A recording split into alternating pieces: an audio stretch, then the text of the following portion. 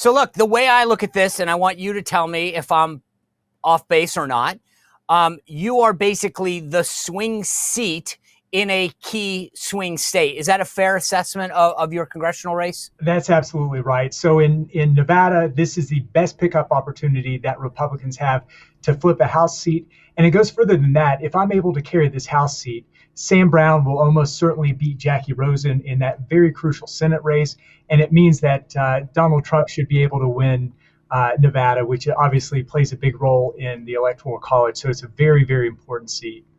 So on election night, if I look at your race and I see you winning, then that means that Sam Brown should win that Senate seat against Jackie Rosen, and it means that Donald Trump should carry Nevada. Is that right? That's exactly right. And one of the really good things that we have going for us is that we're polling way ahead with Latinos in the district. You can imagine here in Southern Nevada in the Las Vegas area, Hispanics are a big part of our voter base, and also doing very well with Asian voters. And Asians are actually about 15% of this district. We've got a huge Filipino community, great Chinese community, and we've been able to really make some great inroads there into some communities that Democrats typically win, but we've been able to reach out to them and really promote, cheaper prices, a more affordable America, the American dream, and they're really understanding that Republicans can provide those things a lot better than Democrats right now.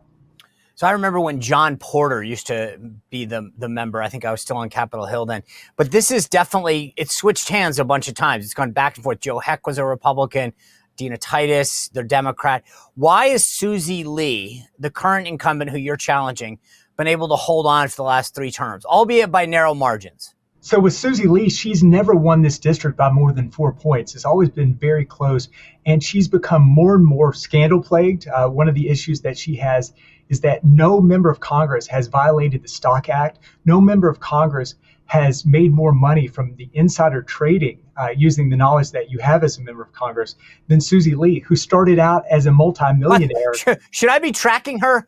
Should I be following her trades? Absolutely. If you want to make some money, follow Susie Lee. The problem is with the Stock Act violations, she's not giving you the information quickly enough to be able to make money off of it. So she's figured it out. But and the other thing, quite frankly, is that when she was first elected, I'll give her credit. She was in the district a lot.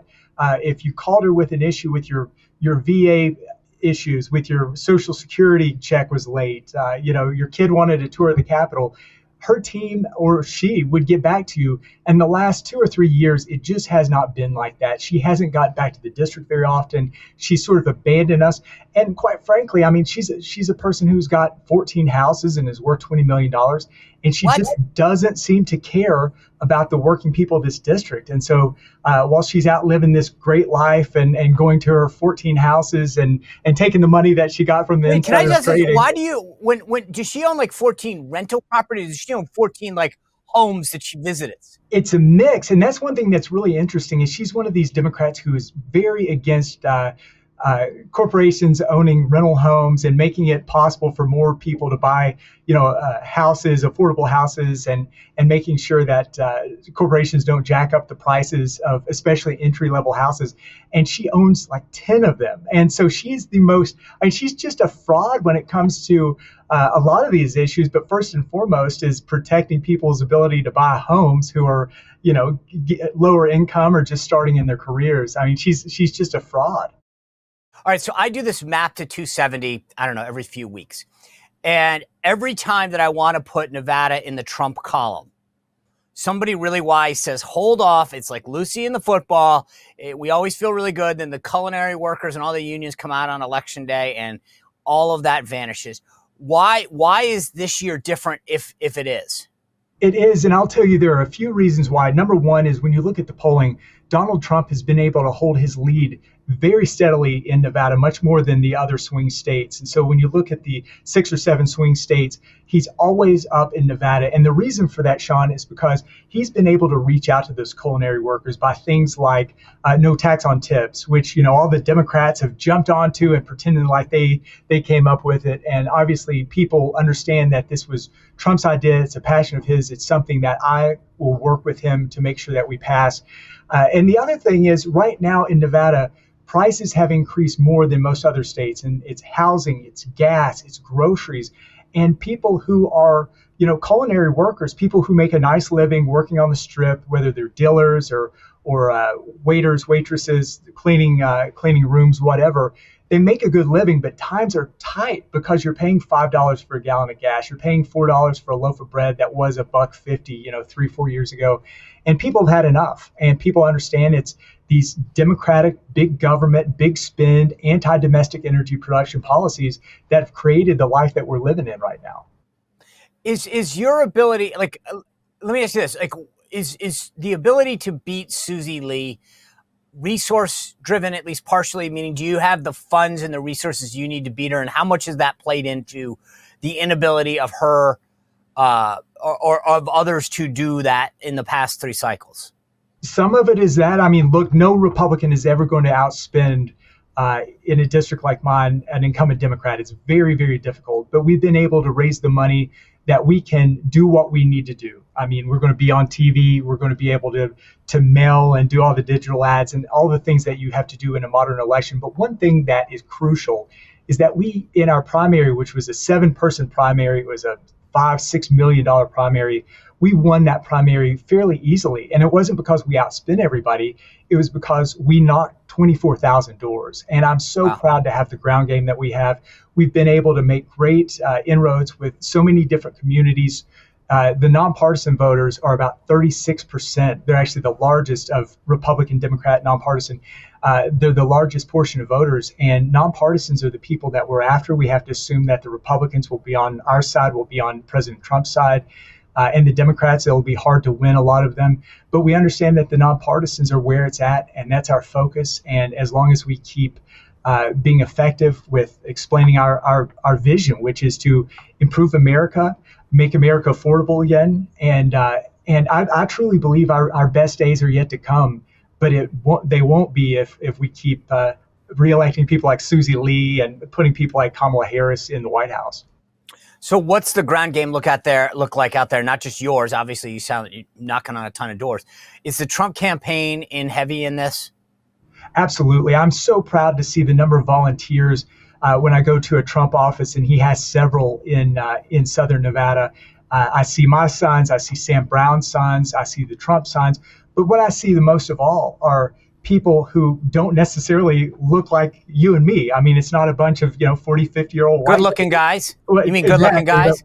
But it's exciting to see. I mean, you've got 18-year-old kids, you've got 80-year-old people, you've got people who are Asian, who are Latino, who are Black, and it's just something that I don't think, my career is working in conservative policy, working at places like AEI and the National Taxpayers Union, and it's something I'm not used to seeing, and it's really energizing to see the different people who have come out, not only to support President Trump, but to make sure that we win all the way down the ballot, which is crucial here. And not only do we have the 3 races that we just talked about, Sean, but we've got to pick up a seat in the Assembly or in the state Senate so that our great governor, Joe Lombardo, can keep his veto pen and Nevada doesn't turn into California. How is that close? It's that close. So right now, if things are the way they are, then the Democrats will pick up a seat in the Senate, and he will lose his veto pen. And he has something. Wait, will it lose a majority or the veto pen? I don't know. Is that the Republicans will be out of will be in a super minority situation? So. Oh my gosh. Yeah, because of Jerry. Oh no. So this is that's the opposite end of what I was thinking. Yeah, that's really bad. Bad news, my friend. So because of gerrymandering, even though the Democrats only have about a 1-point registration lead in the state, they control so many state assembly, state house seats, and so many state Senate seats that we've got to pick up a state assembly seat basically to make sure that he has his veto pen and that he can veto some of the crazy socialist ideas, the men and women's sports, the giving homeless people the right to sleep on people's yards, all the sort of crazy tax increases that we're being threatened with right now. And so what I see is not just it being about President Trump or me. It's about making sure that we win districts all the way down the ballot. And I feel confident that we're going to do it. We've got great Republican candidates from President Trump on down to, city council, county commission, state assembly. So I feel very confident that it's going to be a great day on November 5th for Republicans here in Nevada. Yeah, I got to say, I love your attitude, right? It's very unselfish. Most campaigns and candidates are like, it's all about me and winning. I think you have the right attitude, which is it's a team sport. We need to keep protect the local stuff and go all the way up to President Trump. I love your background, and because you've been fighting government waste for a while, I feel like it's a lost art of the Republican/conservative movement as we've watched debt and deficits pile up. Just from a voter standpoint, when you're talking about knocking on these doors, is that really and I hope I'm wrong about this. I just don't get the sense that that's high on the list of voters anymore.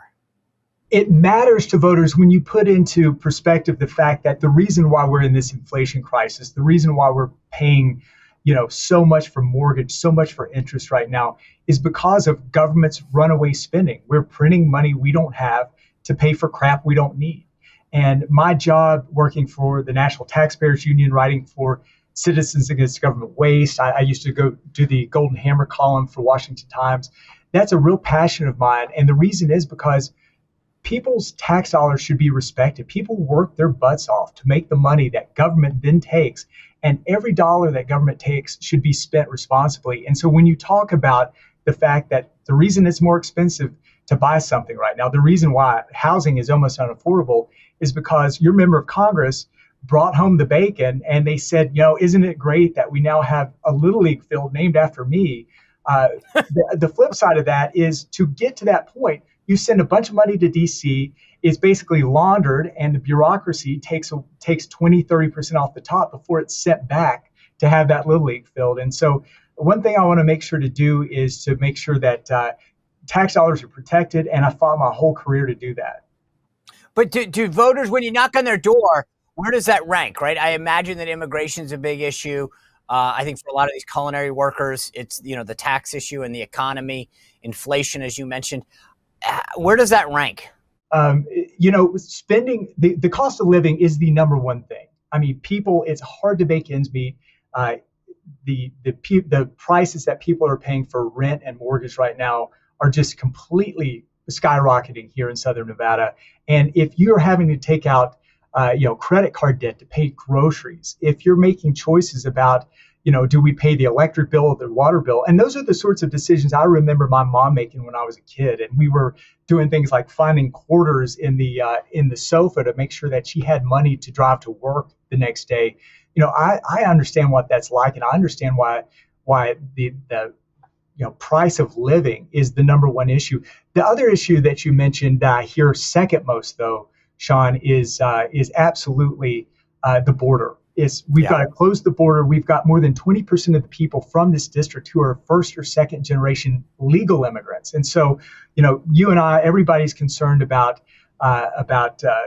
drug cartels and about sex trafficking and about fentanyl and about terrorists. But here there's a real fairness issue because we have so many people who did it the right way, who got an attorney, who waited in line, who paid the money, who did it the right way. And so there's a real fairness issue of these people saying, hey, it took me 3 years to come to this country and be able to work and provide for my family. And I'm seeing people skip across the border with their hand out and get benefits, get handouts that they never received. And so when I'm in Congress, I'm going to remember those folks. I'm going to fight for those folks.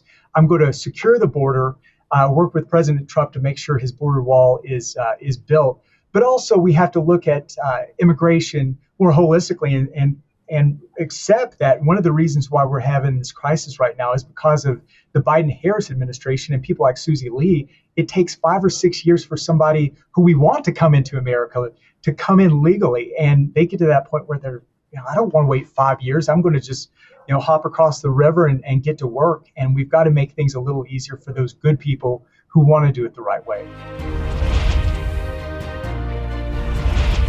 Well, if you enjoyed this content, make sure to like this video, subscribe, and click the notification bell to get more.